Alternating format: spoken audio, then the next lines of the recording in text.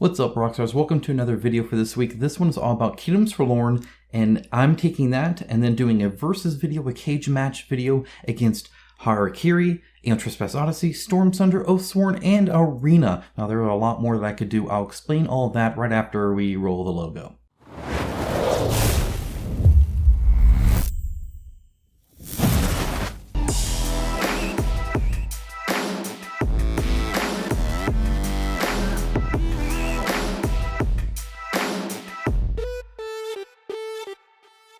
Thank you to my channel sponsor Into the AM. As a company that believes hard work and a great product is a proper way to conduct business, I am delighted to have them as part of the channel. They have some of the coolest graphic t-shirts around and an absolute best fit and feel that has continually exceeded my expectations.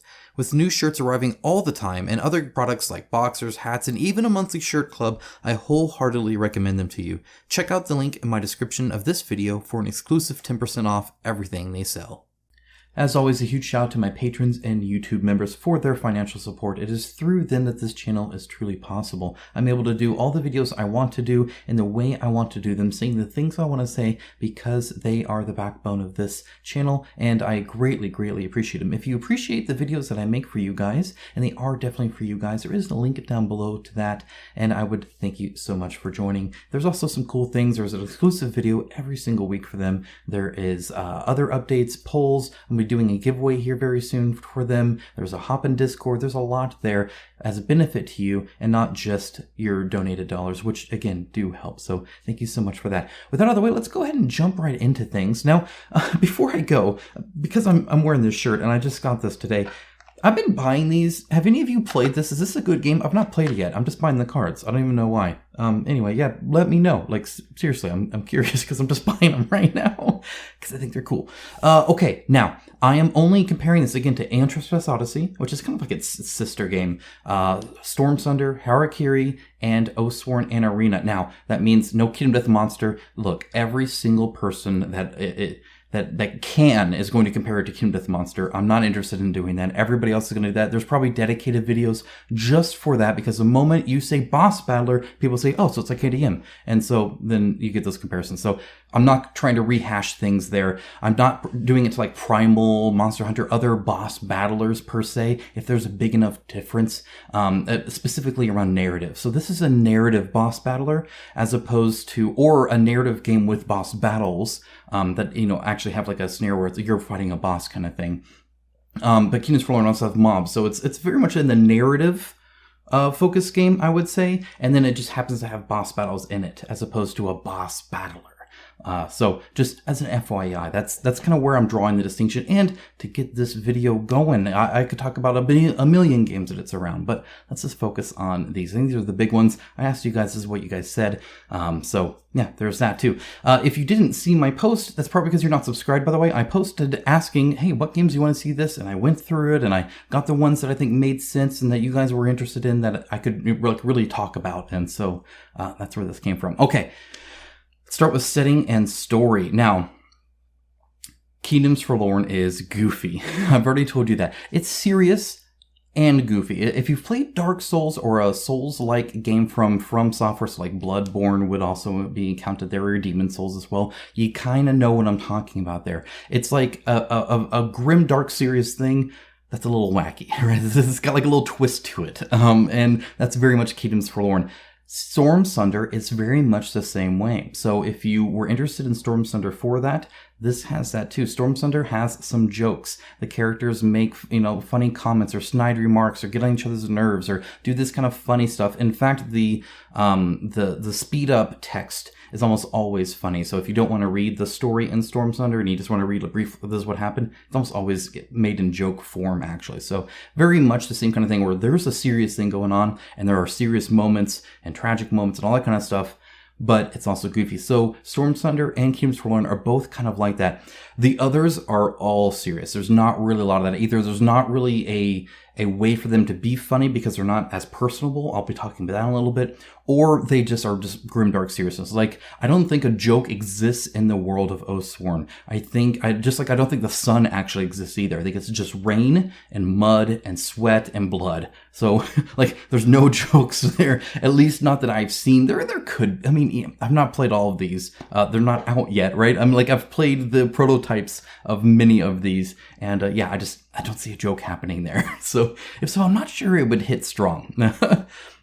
Or be a morbid joke, something like that. But even Aeon Trespass Odyssey, same thing. It's it's not personable, but it's also very serious.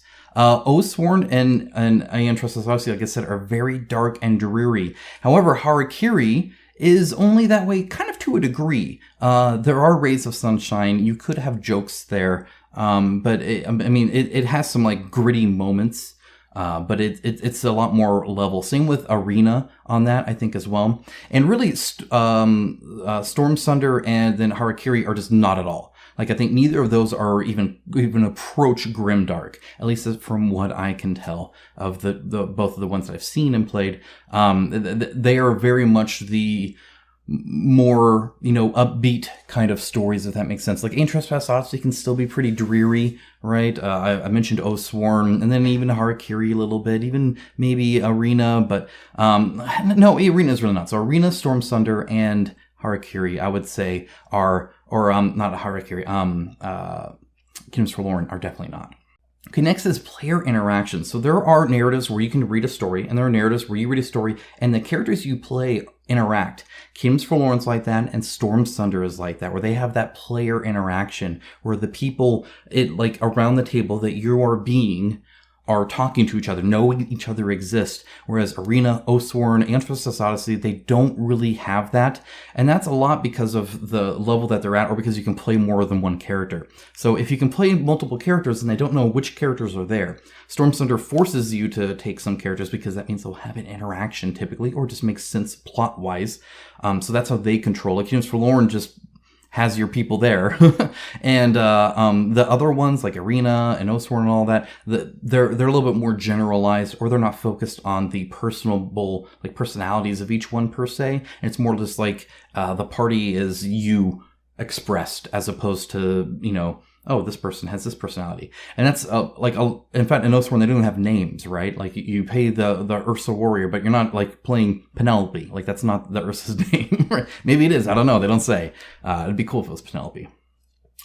Kingdoms Forlorn, Harakiri, Stormsunder, and Oathsworn all have a personal street-level story, whereas Aeon Trespass Odyssey and Arena do not. They're more at the cosmic level stories. Now, what am I saying that as a comic book reader? So, if you know comic books, whether it's Marvel or DC, you have the street-level stuff. Let's go Marvel. More people know that. Like the Daredevil, like the Spider-Man, right? It's very much about, Spider-Man trying to save Mary Jane. Right, or just trying to. They typically know who they're trying to protect, or are around the people they're trying to protect, right? And then you have the cosmic level stuff like Guardians of the Galaxy and Silver Surfer and stuff like that, where it's like we're just saving the universe.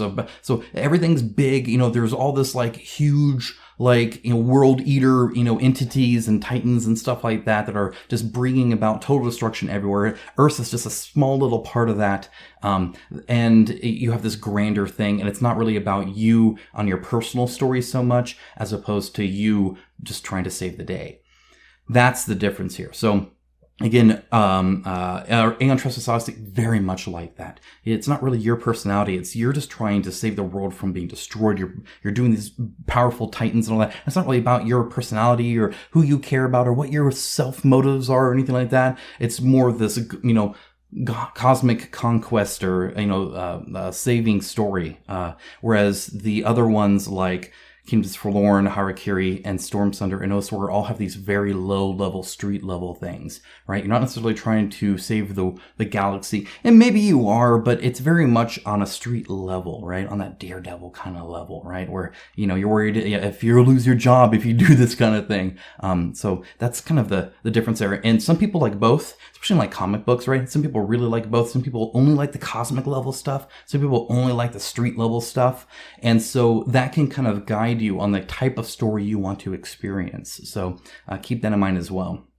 Okay, let's go on to common mechanics. Is there mechanics that they share similar? So if you like one of these mechanics, and I say Kingdoms Forlorn has it, that's of interest. Or if you're like, well, I already am getting that, and I don't want another one that does that, well, then that can help you as well. So this would kind of help guide that. We'll do unique mechanics after this. So common mechanics. Well, Kingdoms Forlorn and Aeon Trespass Odyssey share most of their mechanics. So the hard co-op, right? The inverted combat paradigm, right? Where you get stronger the more you're hurt. All that kind of stuff is in both of them. They're very much sister products in that sense.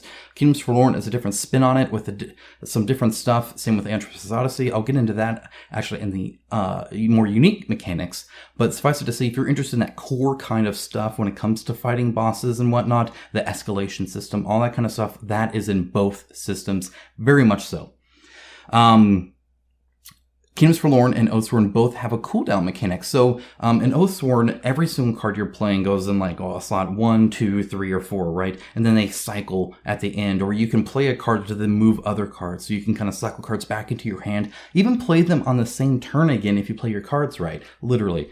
So that is something that has, and Kingdoms Forlorn has something similar. So they have a delay, and then they have I'm trying to think of the name of it. It's like a little moon symbol. Anyway, it's another one that essentially comes back into your hand. And so it has two pulls. It's not quite as much of a cooldown system as it's a little bit more rigid, right? And you're not like playing cards to move the cards out and stuff like that. But they both do have that kind of delay system where it's like, I can do this, but I'm not going to get it back until the end of the clash or something like that, which is kind of interesting. More one-off stuff versus not. So they both kind of have a cooldown mechanic, which I thought was kind of cool.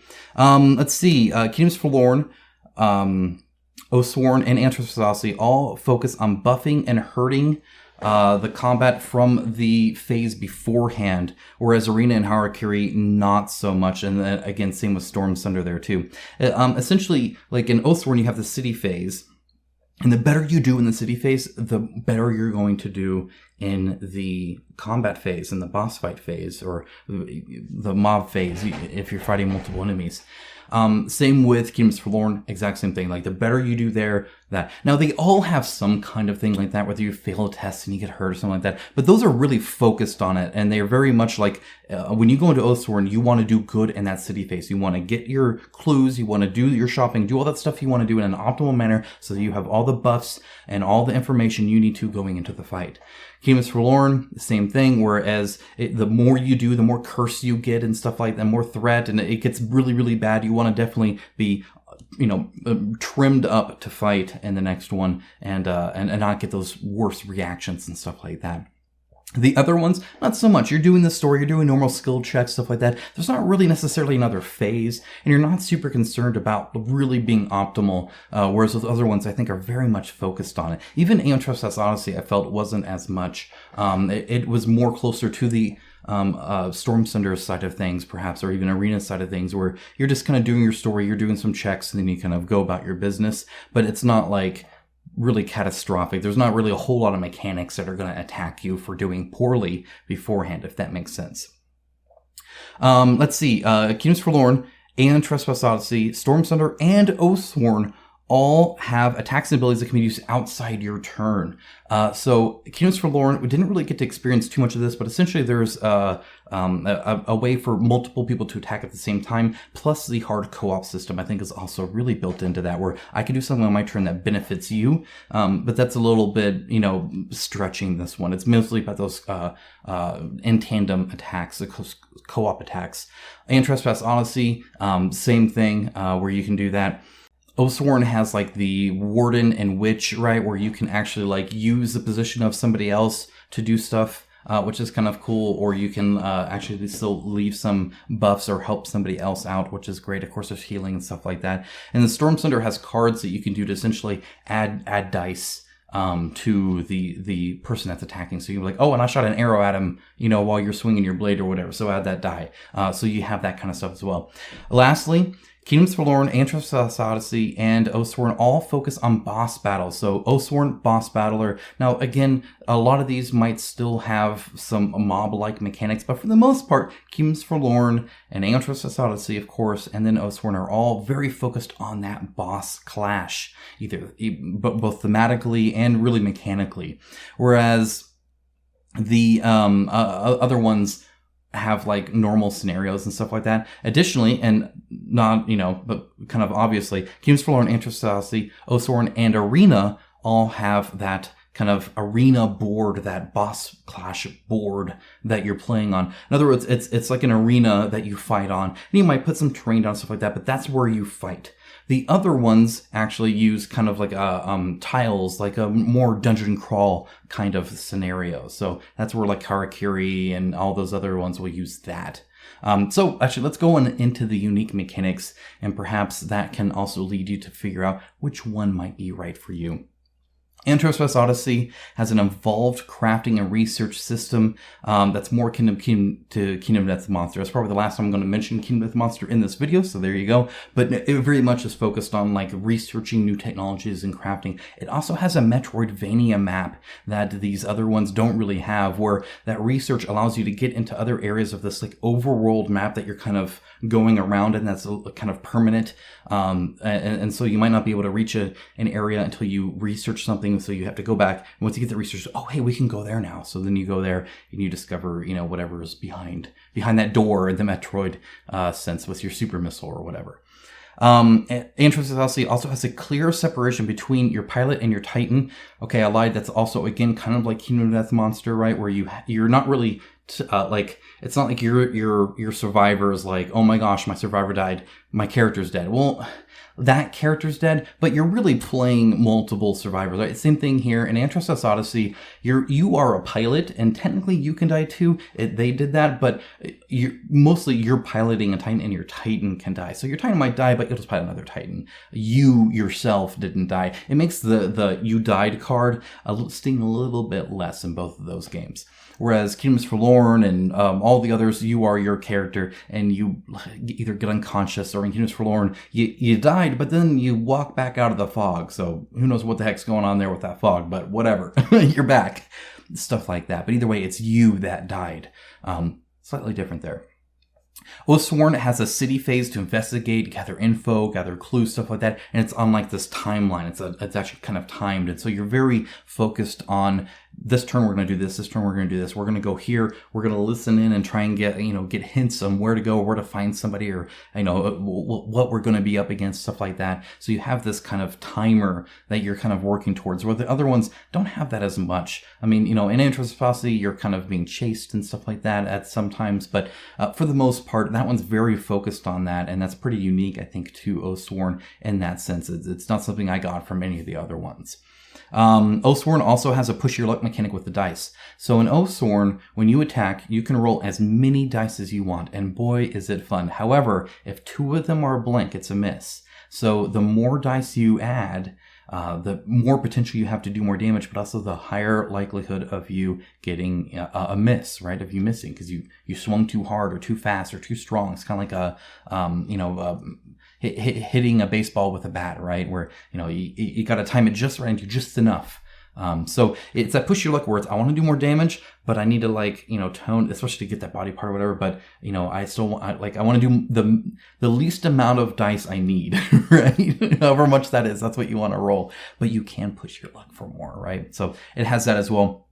Arena has this primary and special attack token. Essentially, your people are activate in a specific order, however you lay them out, and then you kind of flip it. Right, and so it's like I can do my special, and then if I do it, I flip it. The next person cannot, and then the next person can do the special. So you're very much timing that special. You can also only do each special attack once, and so you're very focused on like, when am I doing that? When am I flipping it? When am I doing that? And then also, Arena has a base damage, so even a miss is more just like it does its base damage. It just doesn't do either extra damage plus a special or something like that. So when you're rolling the die, it's a 20-sided die. It's just one, and you're just trying to see, do I just hit you, or do I really hit you, right? So you always get that hit. It's a little bit more deterministic that way.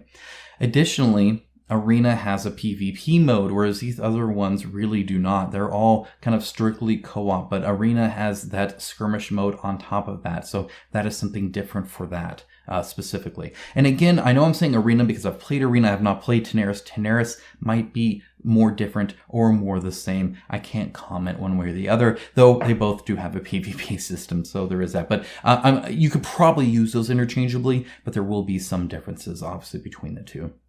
I don't know why I'm saying that at the end of the video. Whatever. Okay, let's see. Stormsunder has a personality negative card system. Essentially, each person has this personality, and they actually have a negative card, right? Whatever that might be. Like, one of them might just be antagonistic, right? And so you might be in the middle of a fight, and suddenly, oh man, now he's like making fun of me because I missed or something like that. So you say some snide remark and debuffs like one of your people or whatever. But those change throughout the story. So as you make decisions, like the person might be slightly antagonistic, but then might be resentful later. And then might be like passive aggressive, like hostile or whatever, or like actively like pushing, or maybe like super aggressive, and they're busy like, no, I'm gonna attack, whatever. And meanwhile, you got knocked down, and then maybe they just leave the party entirely. Like it's a progressive system, depending on choices, depending on circumstance, what's happening around them in the story at large, and not to spoil too much about that. But either way, you have that kind of negative quirk that you'll have that can rear its head at the worst time, or maybe a kind of convenient time. Just depends. Harakiri and Stormsunder also fight on modular board tiles. I kind of alluded to this before, but they have tiles that you lay out that are different. It's not just an arena board that's always the same. It's you are like in the tombs, or you are in the forest, or you are in the city or whatever. And so the art changes, the layout changes. And while you might have a big area to fight the boss, at the end of the day, that's still, it's not the same thing over and over again. They have that kind of modular system at play. Harakiri has the Malice token as well. So the Malice token is in that exploration phase. Essentially, if you don't keep moving, this is about as close as it gets to Oathsworn in that sense. If you ever are on a tile and there are no enemies there, you start getting Malice tokens, Shogun Malice tokens. And those will, at some point in the adventure, it'll say, hey, how many Malice tokens do you have? And if you have a whole bunch, or through threshold, or maybe it skills on that, something bad happens, something worse happens. In other words, it's preventing you from turtling through, right? So you're moving through, you're not just going and healing up. It's not just like you're killing everybody. Okay, now just we'll do 3 rounds of healing. You're not doing that because you want to keep moving, right? And it kind of keeps you doing that, which is kind of cool. It also has that map mode that's very much like a Witcher style kind of game, where it's like on an overhead map, but that's only for like half the game. So, it's not the whole thing, but it does have that mode, kind of like the PvP mode, where it's just an extra thing, like for arena. So it has that as well. And there are tons of others, but I think that's enough. I think that gives you a good idea of some of the similarities, some of the differences, which one you might like, which one you might not like. If you like a goofy story, well, hey, Kingdoms Forlorn, probably your jam, right? Stormsunder, maybe you'll like that. If you're like, no, I don't want no jokes. I want I want to pretend like the sun doesn't exist. You should check out Oathsworn. Well, you can't right now, but you will in the future. Either way. You probably don't want something like Stormsunder. It's got sun. A lot of sun. It's in a desert. So that's everything. There is a link down below. I have reviewed every single one of these games, and so I will link down to all of those. You can check that out in the description. If you appreciate the effort that I've put into this and all of the various reviews, I'm linking to a whole bunch down there. There is that like button. I do greatly appreciate that. And if you would like to see more of these, especially the reviews as they come out, there is a subscribe button as well. Again, thank you so much. With that out of the way, I'll let you guys go for another day, and I'll be back shortly with another video. That's where I'm going to keep making them because I don't know when to quit. Anyway, have a great rest of your day, and I'll talk to you again real soon. Oh, maybe even sooner. If you have any questions, go ahead and ask them down below. I'll be reading all the comments, and I'll try and answer as best as I can. All right, now I'll let you go. Take care. Bye, guys.